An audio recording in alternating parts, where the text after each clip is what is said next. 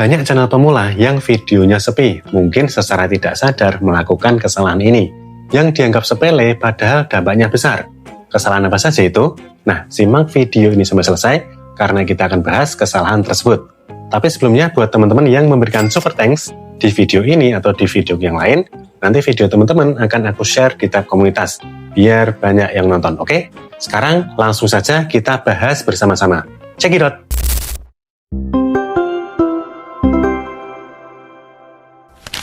Yo, Assalamualaikum, kembali lagi di channel Bukan YouTuber Besar, channel yang bahas tentang dunia YouTuber pemula. Jadi, beberapa kesalahan yang sering dilakukan oleh teman-teman pemula, itu yang pertama adalah konten campuran. Jadi, masih sering dijumpai ya, teman-teman pemula itu ketika membuat video di YouTube, itu temanya campur-campur.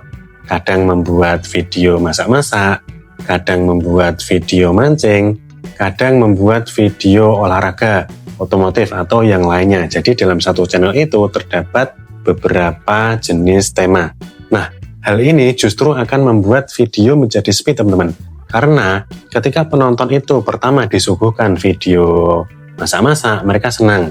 Tiba-tiba disuguhkan video mancing. Nah, mereka cenderung akan men-skip karena sudah menyukai masak-masak sebelumnya. Nah, ini akan menjadikan videonya performanya turun, rekomendasi turun, sehingga menjadi sepi. Juga, sistem rekomendasi YouTube itu akan terbangun secara acak-acakan ya. Inilah yang membuat video menjadi sepi. Jadi solusinya adalah, usahakan ketika teman-teman membuat channel YouTube, itu videonya fokus di satu tema ya.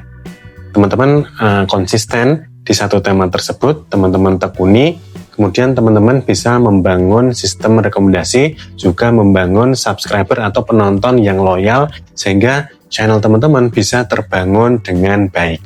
Kemudian kesalahan kedua yang sering dilakukan oleh teman-teman pemula, itu adalah tidak konsisten upload. Jadi kebanyakan teman-teman pemula itu semangat ya, bahkan semangatnya berlebih. Saking semangatnya, itu pada saat awal-awal membangun channel, itu uploadnya bisa sehari sampai 3 video, 5 video, tapi kemudian lama-lama itu jadi berkurang, teman-teman. Bahkan lama-lama itu berhenti. Nah, inilah justru yang akan membuat rekomendasi itu menjadi naik turun ya. Bahkan rekomendasinya bisa berhenti. Jadi banyak teman-teman pemula itu ngegas di awal, tapi kemudian kendor ya. Nah, jadi teman-teman sebaiknya jangan lakukan yang seperti itu ya. Solusinya adalah teman-teman itu upload video sebaiknya dilakukan secara konsisten. Sesuaikan dengan kemampuan teman-teman ya. Kalau teman-teman itu mampunya sehari upload satu video, itu juga sudah bagus. Kalau teman-teman bisa upload sehari 3 video, 5 video, tapi dilakukan secara rutin, itu sangat bagus, teman-teman. Tapi kalau teman-teman itu mampunya seminggu hanya 2 kali, seminggu 3 kali, itu juga nggak apa-apa. Lebih baik teman-teman upload sehari 1 video, tapi dilakukan secara rutin, secara konsisten, secara terus-menerus, daripada teman-teman sehari upload 10 video, tapi kemudian teman-teman berhenti upload. Nah, itu tidak baik. Jadi yang penting adalah teman-teman upload video itu secara konsisten dan sesuaikan dengan kemampuan teman-teman. Kemudian kesalahan yang ketiga adalah melakukan sub for sub. Nah, sub for sub ini mungkin sering dilakukan oleh teman-teman pemula ya. Bahkan aku dulu juga pernah melakukan yang namanya sub for sub ketika dulu awal-awal nge-YouTube ya. Karena memang diakui kita itu bukan siapa-siapa ya, bukan artis, kita itu hanyalah YouTuber pemula. Jadi kalau mau nyari subscriber itu ya kita tukeran subscriber antar YouTuber pemula ya, alias sub for sub. Tapi sebenarnya hal ini justru akan membuat perkembangan channel kita menjadi lambat, teman-teman. Karena kita tidak mempunyai target penonton yang tepat sesuai sasaran dengan tema channel kita. Justru akan membuat perkembangan menjadi lambat. Sebaiknya teman-teman kalau mau membangun channelnya dengan lebih cepat secara alami itu hindari melakukan sub for sub. Tapi kalau teman-teman terpaksa melakukan sub for sub itu sebenarnya masih boleh asal dilakukan sewajarnya ya, jangan barbar. Sebaiknya teman-teman melakukan sub for sub itu dengan satu trik, teman-teman.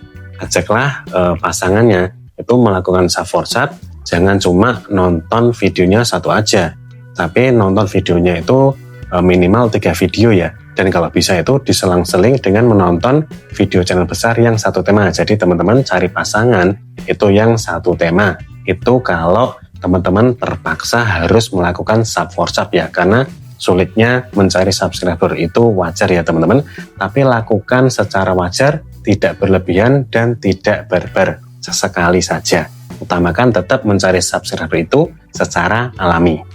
Kemudian kesalahan yang keempat adalah membeli subscriber, membeli view, atau membeli jam tayang.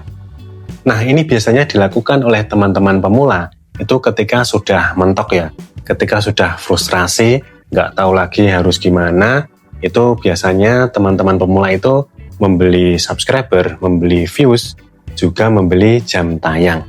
Nah, ini mungkin bisa dilakukan ya. Mungkin kalau teman-teman beli-beli seperti ini, mungkin channelnya bisa monetisasi. Tapi percayalah, kalau nanti setelah monetisasi dengan cara yang seperti ini, itu justru akan membuat sulit ketika mencari dolar atau mencari pendapatan dari video yang teman-teman upload di YouTube ya.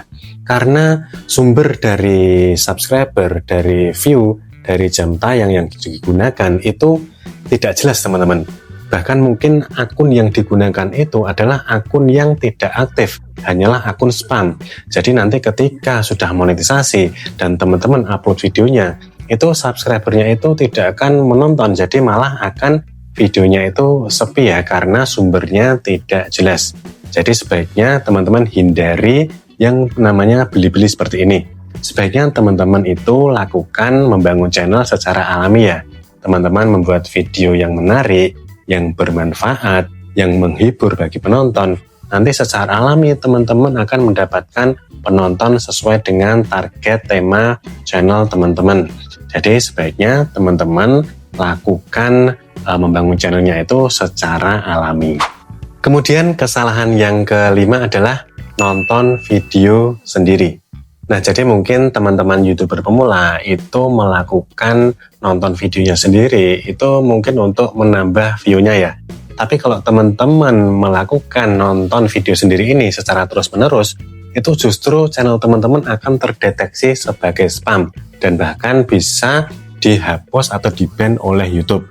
Jadi kalau teman-teman mau nonton videonya sendiri, itu sebenarnya ada triknya teman-teman. Namanya adalah trik pancingan video. Jadi teman-teman nonton videonya sendiri, itu tapi pakai akun lain ya. Kemudian nontonnya itu diselang-seling dengan menonton video dari channel besar yang satu tema dengan channel teman-teman. Jadi trik ini fungsinya adalah untuk menargetkan video teman-teman itu ke penonton yang tepat. Jadi nanti akan mendapatkan penonton yang sesuai dengan tema channel teman-teman. Jadi fungsinya itu hanyalah untuk menargetkan video teman-teman ke target penonton yang tepat. Terutama atau yang paling utama itu adalah tetap isi konten teman-teman.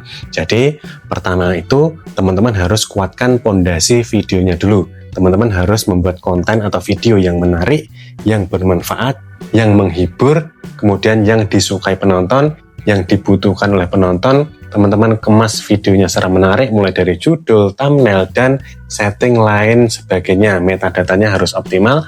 Kemudian teman-teman lakukan trik pancingan video tadi sehingga teman-teman akan mendapatkan penonton yang memang menyukai tema video teman-teman sehingga channelnya bisa terbangun atau berkembang secara optimal.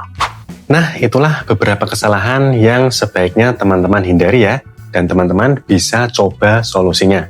Semoga channel teman-teman bisa berkembang dan sukses di YouTube. Amin. Oke, semoga video kali ini bermanfaat. Terima kasih sudah menonton. Wassalamualaikum dan tetap semangat. Yo yo yo.